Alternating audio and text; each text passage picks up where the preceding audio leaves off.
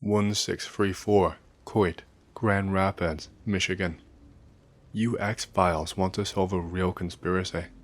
1634 Coit, Grand Rapids, Michigan was once a popular restaurant called Isaac's that opened shop in the mid-1990s. After the owner Isaac died from lung cancer, his widow and son kept running it for a few years before ultimately closing down and selling the building in the early parts of 2014. A strange couple in their 40s purchased it shortly thereafter, with the intention of turning it into a coffee shop.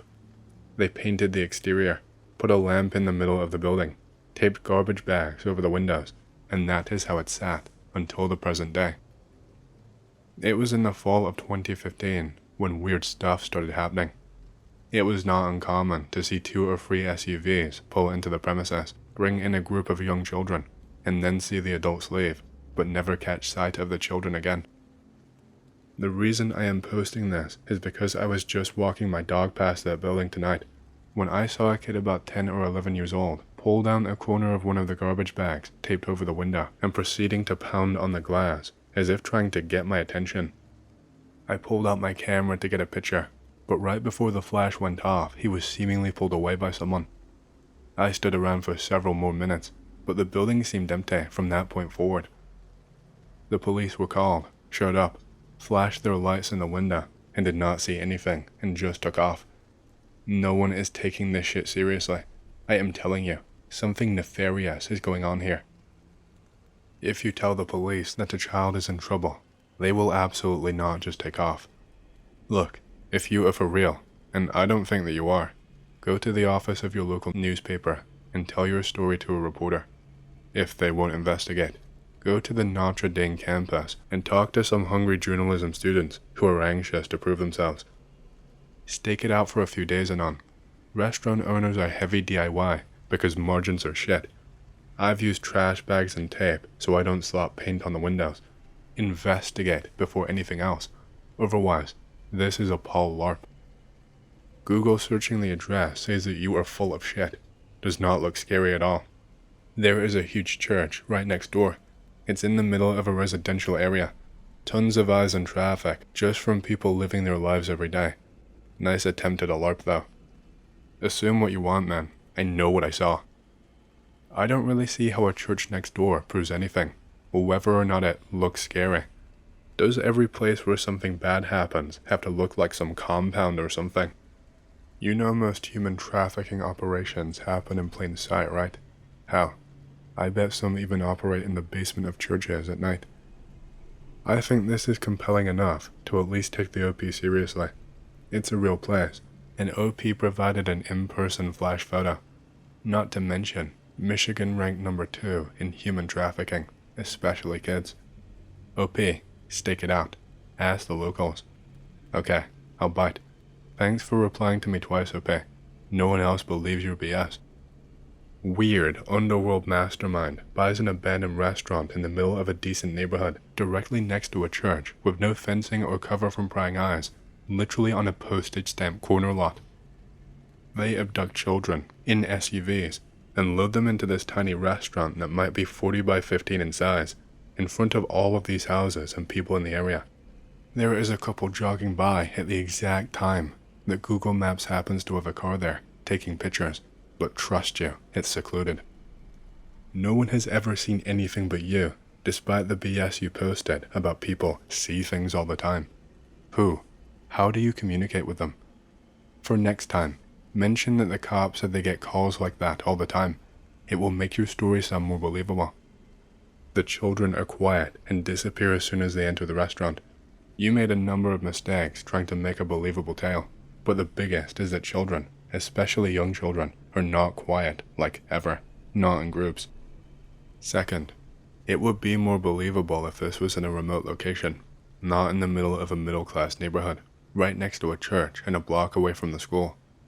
Operating in plain sight does not work for crimes like this in the current era, where people call the cops because someone is walking home from school by themselves. Not the OP, but do you have any idea what kids in rings behave like? They are silent, usually obedient, and most importantly, usually drugged up. Why would a bunch of kids who are used to being abused be rowdy and playful with one another? Also, true crime shows on CNN really like to make it out to be some higher level ring Epstein shit, but most trafficking cases consist of some 27-year-old felon who meets some runaway kids and pimps them out, or is friends with foster parents who are willing to rent the kids they have guardianship over to other known offenders in the area. It isn't planned or executed well, and they absolutely would rent out spaces in obvious locations from landlords who are willing to rent to anybody for a quick buck, no matter how nefarious it appears. Not OP. There is no one there. It's clearly an abandoned building that looks exactly as it does now, as it did in the last Google Street Pics from last year. The OP is looking for attention and needs to be medicated. My uncle is schizophrenic and used to do shit like this all the time. He didn't really have any symptoms appear until later in life. I don't doubt the OP is the same, or really just looking for attention. So, I live in this area, and I can tell you that yes, this place is known for having weird shit happen. It's one of those places everyone knows about, and where local kids are told to stay away from. I am not going to look into this.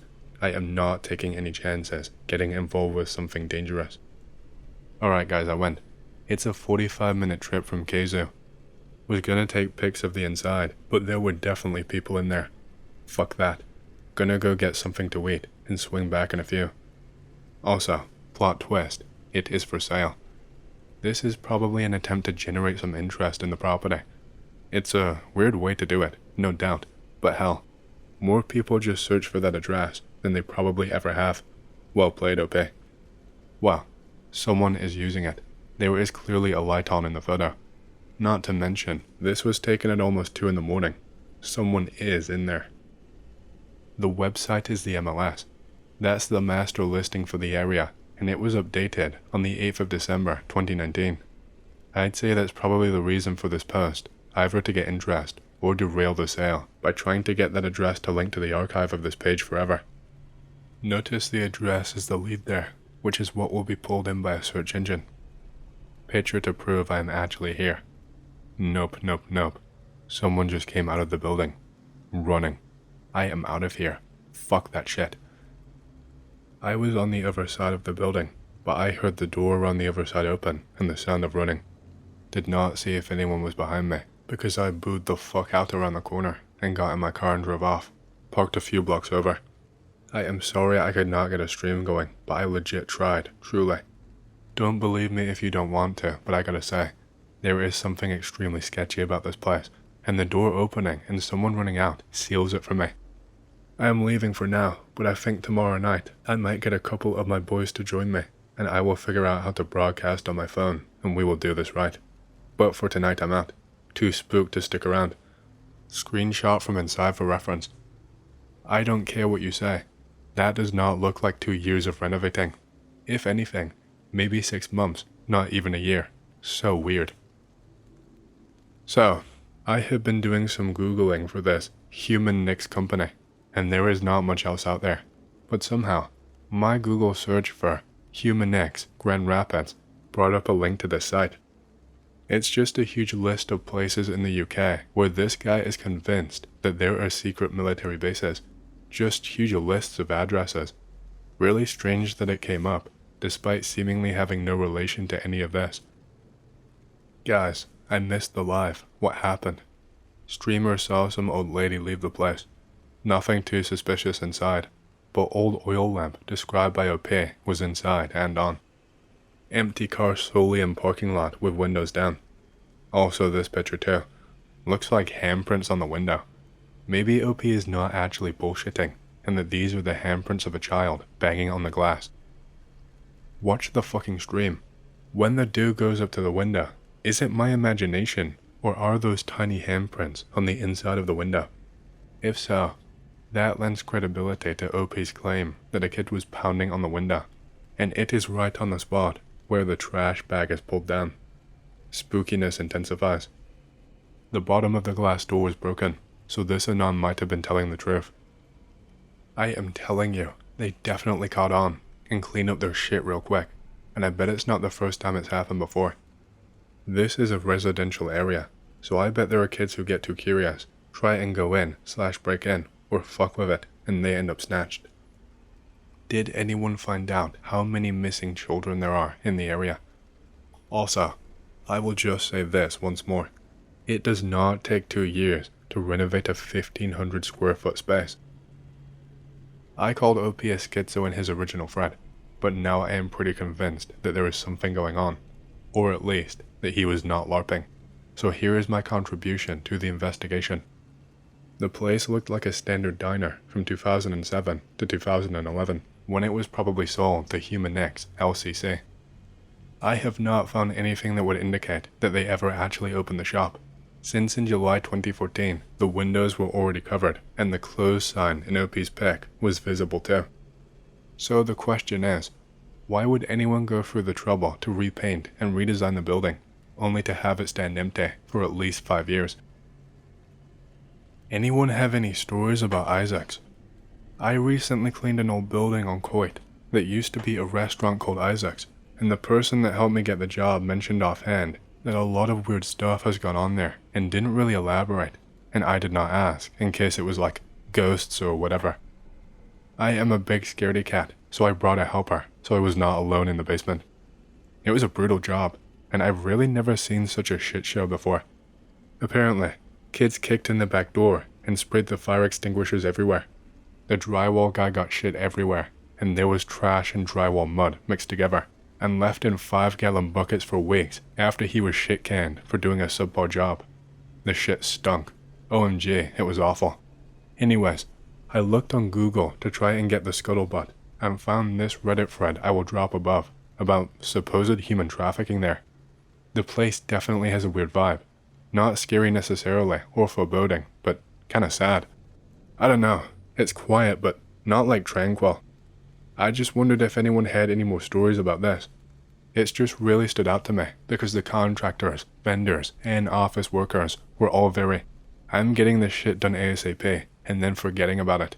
And it's like every single person who has come into it since it's been shuttered has seemed to have a fuck this place I'm out attitude, with loads of little pieces of trash, tools, stuff, little signs that painters and drywallers have been there and usually pick up, and it just had a weird vibe. One contractor did not come back for a bunch of his smaller equipment. It was just an odd experience. Anyone heard anything juicy? Don't dox me. I am just a poor weird cleaner trying to make my way in this world. Anyhow, it's the most 2 recent posts on here. There is a pretty big basement down there. Here is where I was needed to clean. On Tuesday, August 20th, 2019, a post was submitted by an anonymous user to the export of 4chan, telling the story of a diner located in the West Michigan city of Grand Rapids. The diner, formerly known as Isaac's, opened shop in the mid-1990s and was a family-run operation. The owner and patriarch, Isaac, passed away from cancer in 2008, and the restaurant continued business under the direction of his widow and son until 2013, when it was ultimately closed and sold to a middle-aged couple who told locals they intended on renovating the building and turning it into a coffee shop. According to the OP, and verified by past images on Google Street View, the new owners painted the building an ugly brown color, placed a single light in the center of the building that is always on, and taped garbage bags over the windows. This is the way that the building has sat up to the present day, completely abandoned.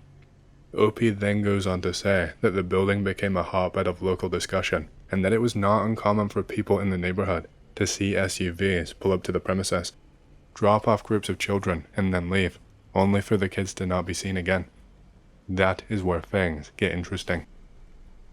OP alleges that the reason he decided to make the post was because while walking his dog in the early morning hours, he spotted a young child pull down one of the garbage bags over the window and proceed to pound on the glass, trying to get his attention.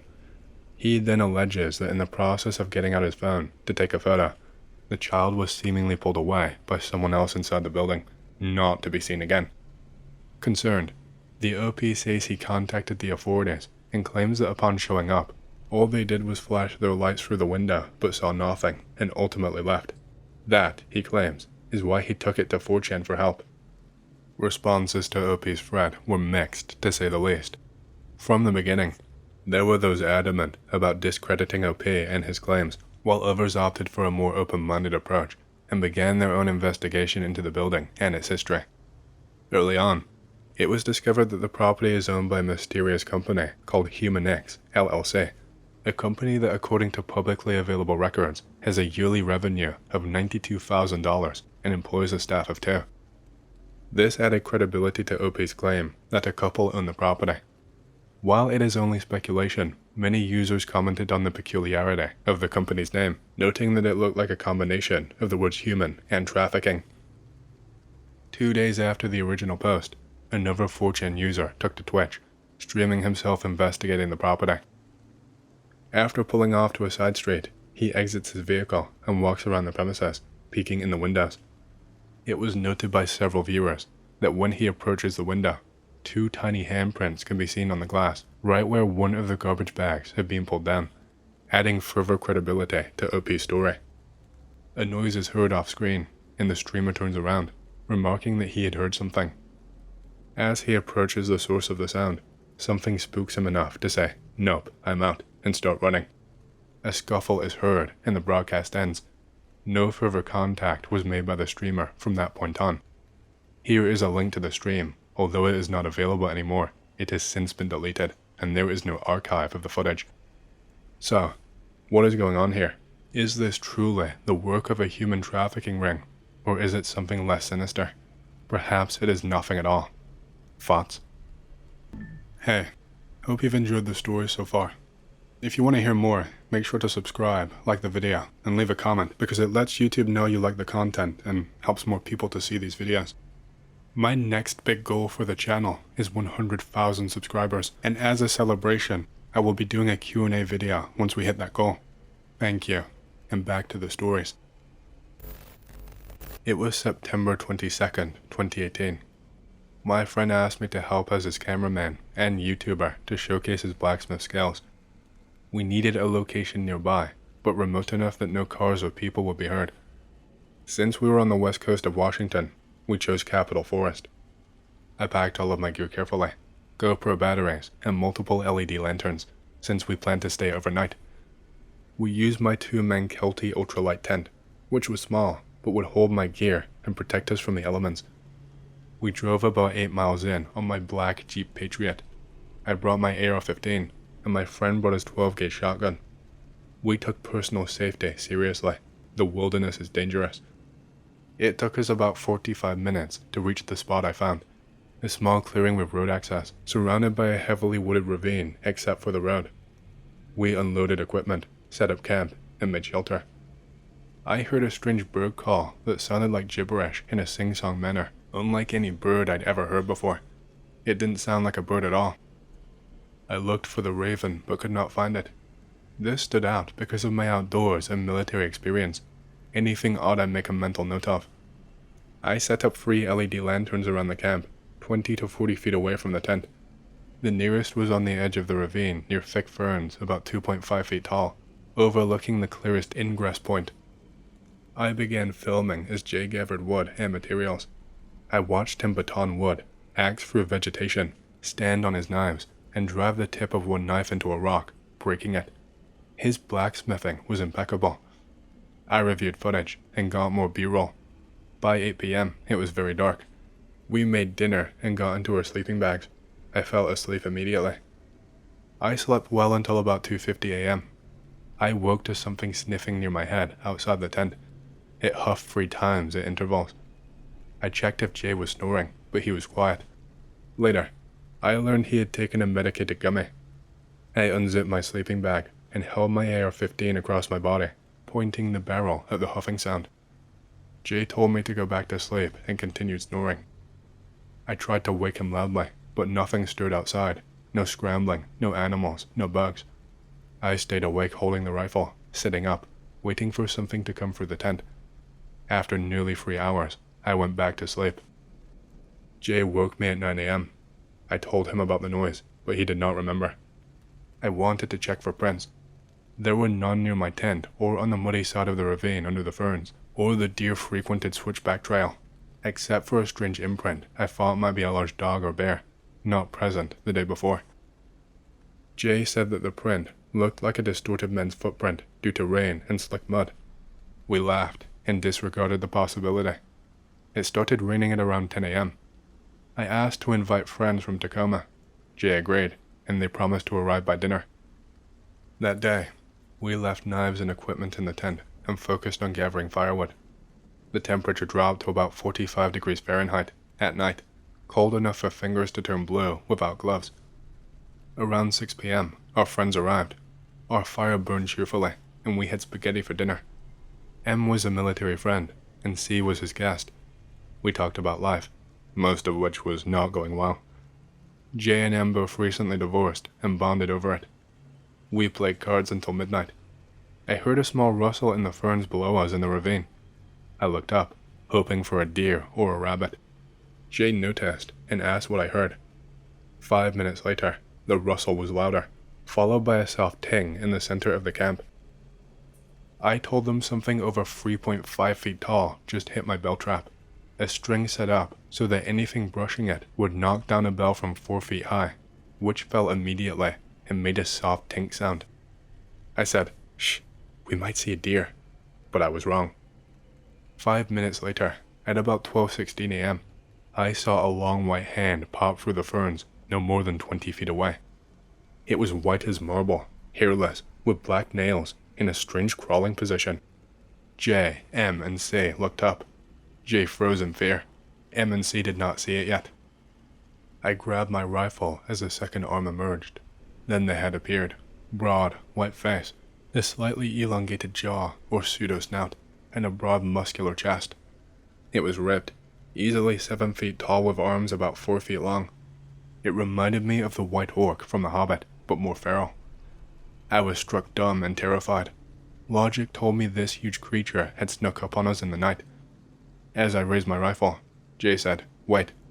Then he fired 2 rounds into its chest. The creature disappeared silently into the night.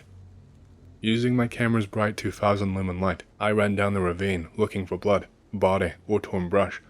There was nothing, no tracks, no blood. I went 200 feet down. My friends nervously called for me since they could not see my light. I ran back up in just over 7 minutes. If I had wounded it and it did not bleed, I figured it probably died in a hole somewhere. I asked if we could leave that night. They were confident I killed it. Jay said he was fine if we slept in a big tent.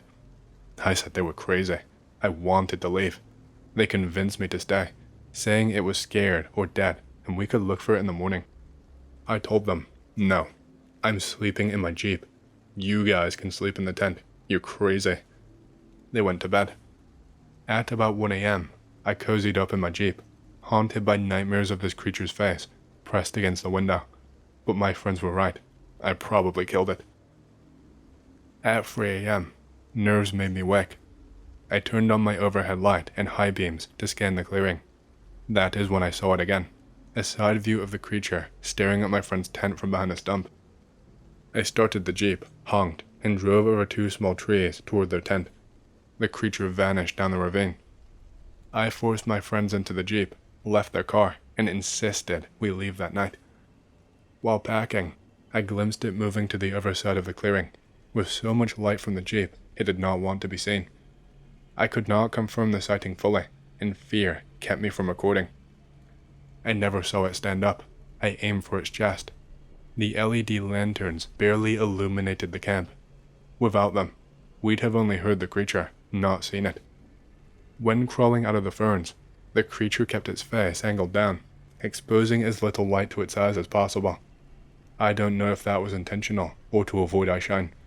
I assume it is something it's learned. I was 26 years old when I decided to take a solo camping trip for the first time.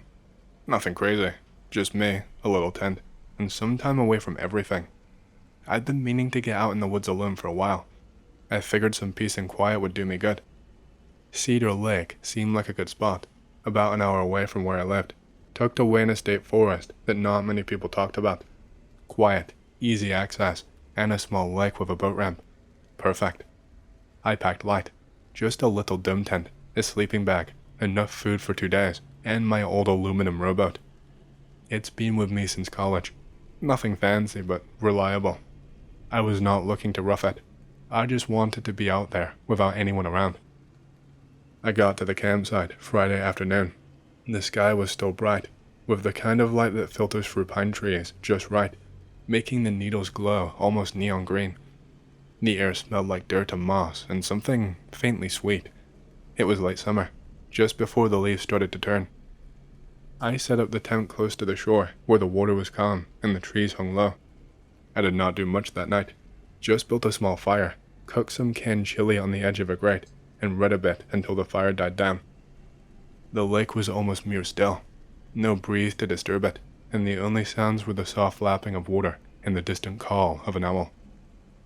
I got inside the tent before 11, thinking I would get a solid night's sleep. But around 2 a.m., I woke up suddenly. Something was not right. I heard the low hum of a motor out on Cedar Lake. After dark, the sound was rare and always a little off. No one usually took boats out this late, not unless they were up to no good. I lay still for a second, trying to convince myself it was nothing, but it wasn't nothing. I slipped out of the sleeping bag, grabbed my flashlight, and carefully zipped the tent open, trying not to make noise. The air was crisp and smelled like wet earth. Moonlight spilled across the lake surface, turning the water into shifting silver ribbons. That is when I saw them. A small motorboat drifting alongside mine. 3 men sitting low, their faces mostly hidden in shadows. They spoke quietly, too low to make out words, but their body language was tense, like they were nervous or in a hurry. One of them stood up and stepped onto my boat, moving toward my gear. I could not tell what he was doing, but it looked like he was messing with something. Maybe rifling through my bags or checking if my gear was worth stealing. I did not hesitate. I raised the flashlight and blasted the beam at them. Their faces snapped into view, rough, unshaven, eyes cold and serious. The guy on my boat froze for a split second, then jumped back into their boat. Without a word, they revved the motor and sped away, disappearing into the darkness with the sound of their engine fading. I just sat there, frozen and shaking. My heart was pounding so loud I thought it might burst through my chest. The silence that followed felt heavy and thick. Luckily, my phone still had service. I fumbled it out and called my friend Jim, who lived a few miles away down the road. When I told him what happened, he did not hesitate. He grabbed his son, and they headed straight to the boat ramp, launching their own small motorboat. When they arrived, it felt like a lifeline. Just seeing Jim's familiar face calmed some of the terror twisting inside me. We stood close as we headed back toward shore, scanning the shadows on the water. Jim said those guys were probably thieves, maybe looking for boats to steal or gear to sell, but I wasn't so sure. There was something darker in the way that they moved, like they were testing me, seeing what I would do. I barely slept the rest of the night. Every crack of a twig, every distant splash of water sent me reaching for my flashlight, ready to defend myself, even though I didn't know against what. About a week later, I was scrolling through the local news and froze on a headline. 2 men hospitalized after brutal beating near Cedar Lake boat ramp. The article said that the victims had been attacked by a group of 3 men, beaten so badly they needed surgery. Police had not caught anyone, but were warning campers to be cautious. It hit me like a punch in the gut. 3 men, same number as the ones who showed up at my camp, same area, same time. I never told Jim I connected the dots, but it was clear to me those guys were not just thieves, they were dangerous. That was the last weekend I ever set foot on Cedar Lake.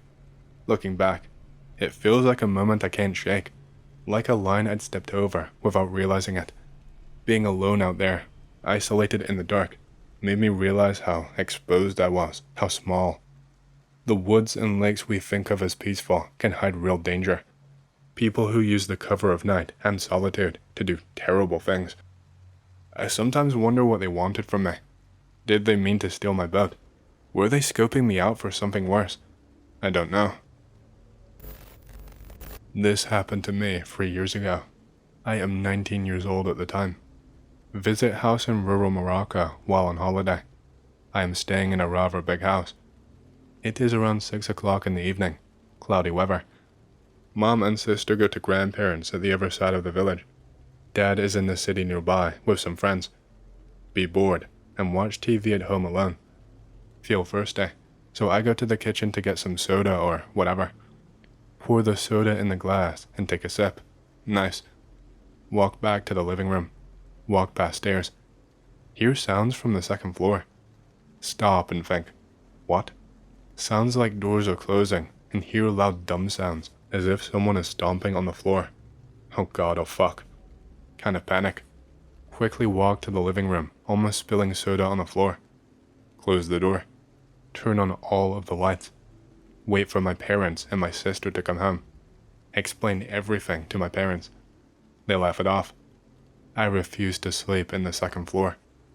I will never visit that house again. My parents have put it on sale as well, so I'm glad I won't inherit it, or whatever.